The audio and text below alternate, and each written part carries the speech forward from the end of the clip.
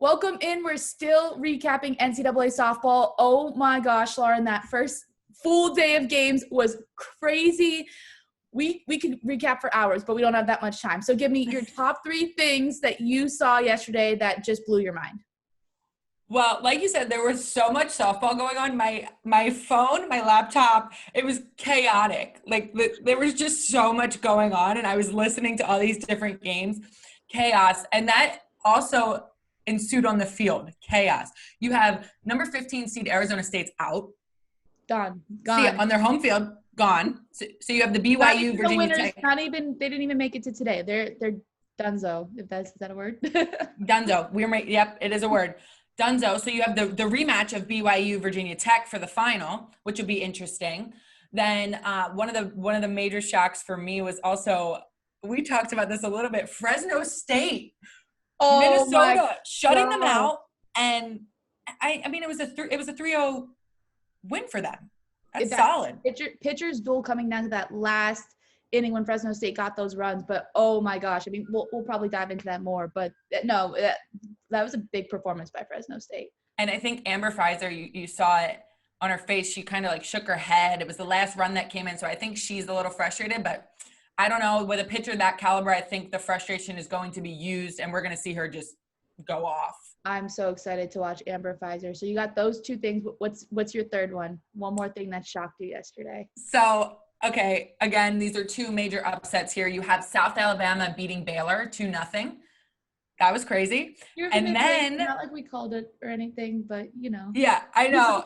And then you have Texas State beating Oregon 5-1, pretty much handling Oregon 5-1. So a lot of major upsets yesterday. GW really showing up yesterday. That was one thing that was like really big for me. Odyssey Alexander with JMU. Like, I mean, again, like I just love watching her because she is so athletic. She's a hitter and she's a pitcher. And she has like, when you talk about like Kobe, like Mamba mentality, like you just have to like watch her swagger on the mound. And I was just watching her and I was thinking, oh, this is why you're good. Like I understand now.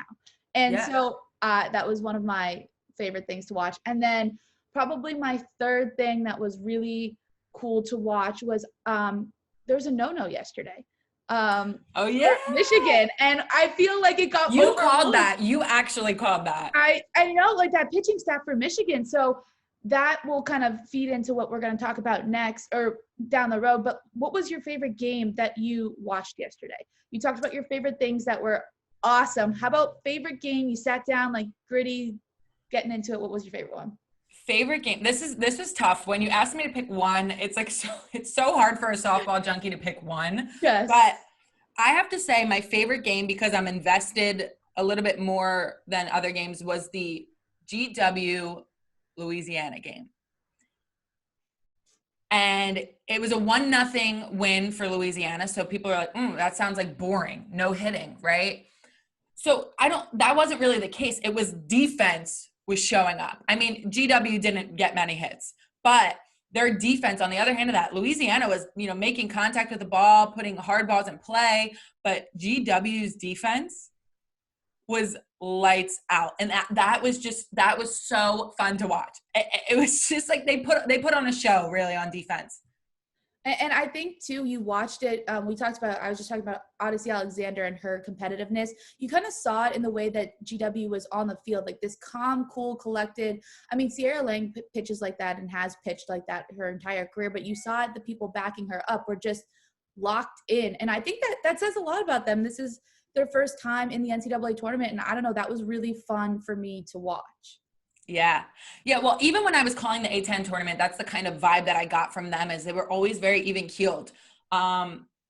Me, I'm not so even keeled when I play. No. But, yeah, I'm composed. I'm just like, loud and in people's face. But that's something I noticed when I was watching them in the A10. I was like, I wonder if this will work in their favor or against them, right? And I think last night, like you said, you saw the even keeled. They looked calm, cool, collected. I mean, they got fired up when they made some awesome – they turned, like, I think two major double plays.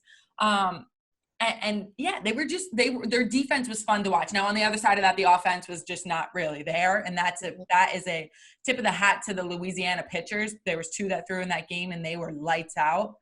But yeah, just an overall really fun game to watch just because of the show that was put on defense, in my opinion. What about you?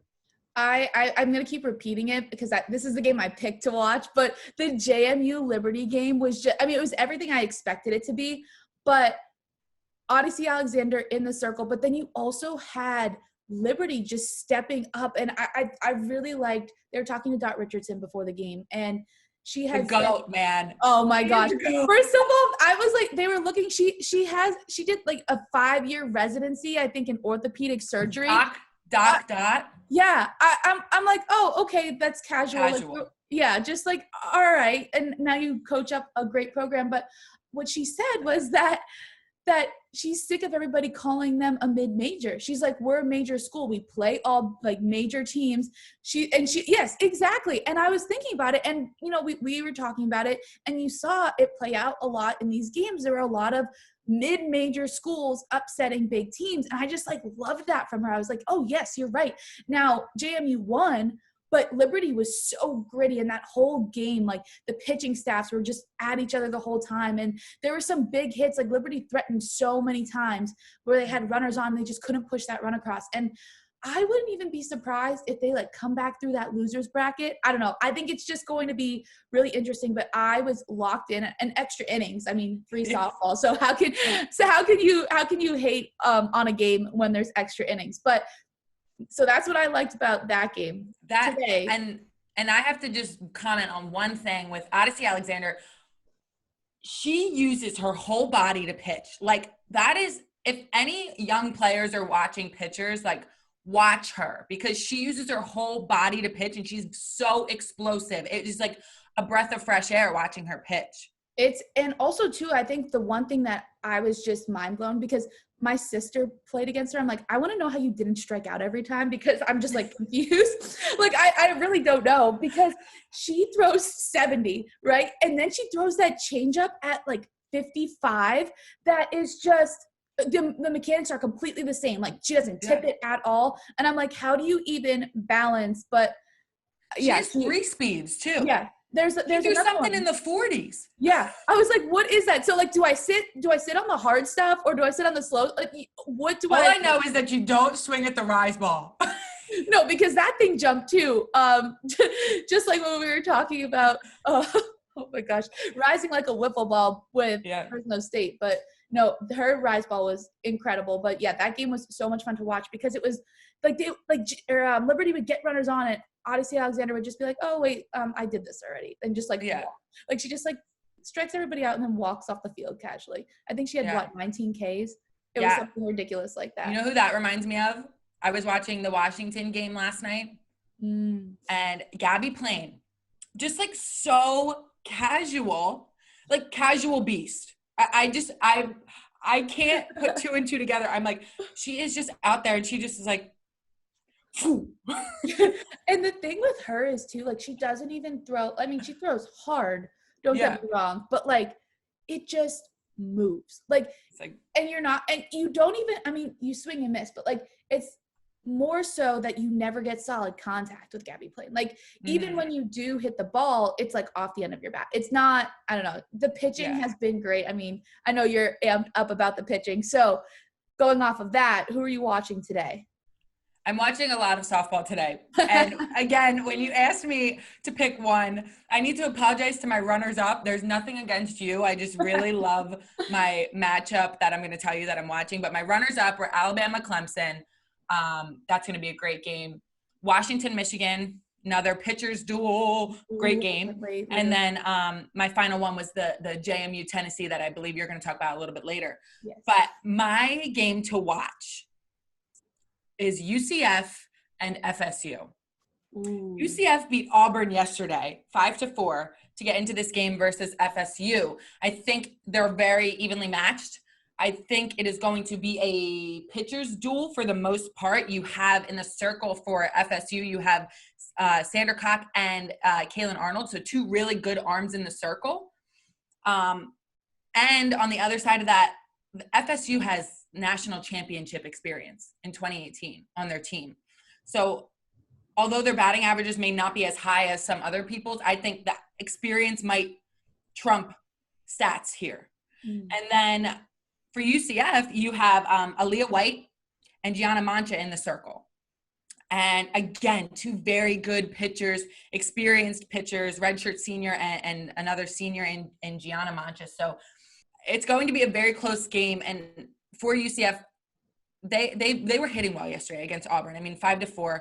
You have two players to watch there in the batter's box. You have Alyssa Volpe, who went 2 for 4. She's got a 319 batting average on the year. And then you also have Denali Shapatcher. Now, that was probably butchered, but we're going with it. She was 2 for 4 yesterday. Again, she has a 358 batting average on the year. So I think it's going to be a really good matchup because it is going to be UCF, who's hot right now, but FSU, who's good and notoriously good, but they also have really great winning experience. So that is my game to watch. Again, I'm sorry to my runners up. I will be still watching you, but FSU, UCF, this is going to get gritty. And I think it's that like in-state rivalry too. I mean, you saw it yesterday in the Florida, South Florida game. Oh, that was so good. I just was I completely forgot about that one. Like we were talking about so many other games. That one was insane. Yeah. Oh my goodness. First of all, how about the double play by the catcher, the tag, and then the snap throw? Before that though, the guts of Tim Walton to take out his pitcher, who I don't think had given up a hit up until that point. Like I'm pretty sure she didn't. I might be wrong, so no one quote me on this, but I don't think she had given up a hit. And he took her out, and I was like. And he still won. But I mean, he knows a lot more about softball than I do. Yeah, it's like he knows what he's doing, right? Yeah, it's like, I guess he gets paid to do that. But yeah, so my game today is JMU Tennessee, and kind of going off what you said with the experience. I just love this JMU team for their experience. They have a lot of kids who came back and used their COVID year and have like so many program records within James Madison. There's Sarah Jubis, Kate Gordon. They're just, as you would say, they're ballers. And then you have Odyssey Alexander, who's kind of leading this team, who kind of took the back seat behind Megan Good for those couple of years when they played together. And now she's kind of showing up. And then on Tennessee side, they have the home field advantage, which I don't know. I just think when you get inside an SEC ballpark with home field advantage, and they're also the 9 seed. So, I mean, they are supposed to win this game. But I like the fight right now from JMU. I also like the home field advantage atmosphere for Tennessee. And I think it's just going to be another good ball game. I'm so excited. The sea of orange. SEC fans are no joke. It's kind of like Philadelphia Eagles fans. They're they have the noise. I don't even know what kind of noisemakers they have, but they make sounds you've never heard before. They're like ready to go. So that's what I'll be watching.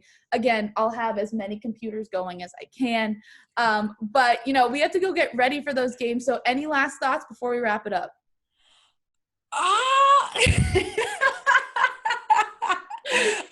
Thoughts. I got a big cup of coffee. I woke up early this morning to get all my recaps.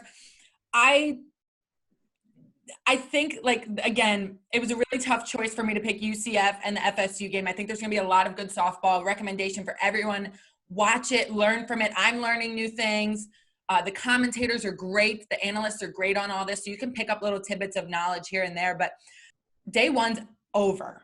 And now it's win or go home for some teams. So I think we're going to see a lot more energy, grittiness, surprises coming out of these teams that have their backs against the wall. And I think that's such a testament to how good you are as a team. What do you do when your back's against the wall? Well, we'll be breaking all of that down tomorrow. Hopefully we can pick more specific games, but we probably won't be able to because there's just going to be way too many. That's not our strong suit. Yeah, absolutely not. So anyway, for Lauren Quentz and Maria Tribal Peace, another recap of the NCAA softball tournament, and we'll have more for you tomorrow.